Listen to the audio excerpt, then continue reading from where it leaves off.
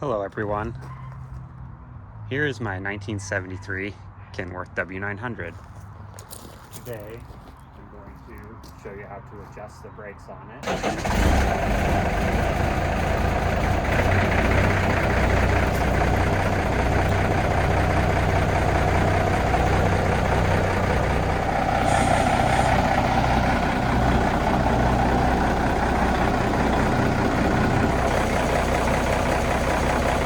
First thing you're going to want to do is release your brakes. Obviously you want to have the tires chocked when you do this, and make sure you have enough air.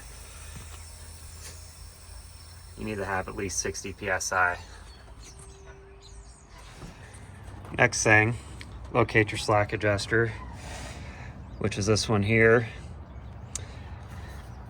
Just follow your chamber here down and you'll see the adjustment right here. It takes a 9/16, and this is for pretty much all manual slack adjusters. All right, I like to have a 6-point, that way you don't round off your slack adjuster. If you're careful, you won't round it off anyway.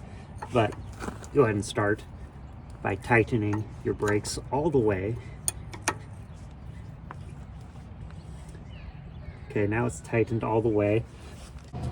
When it's tightened all the way, you'll get no movement.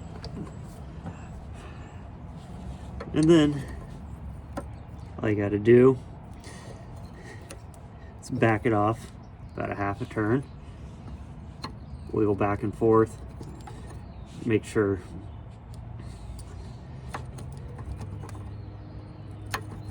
that this here, there's a sleeve here, goes in and out,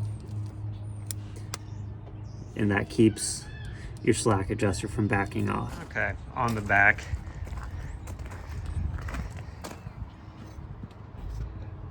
it looks about the same. You're going to adjust it right here. Obviously you don't want to stand underneath your box if you have a dump truck, unless it is cribbed up. Now if your truck goes off-road like mine does, sometimes these sleeves get kind of sticky. Just take your cheapest Harbor Freight hammer and tap on it a couple times, it'll come free. If it's really bad, then sometimes you can spray some WD-40 in there, but same thing, tighten it all the way.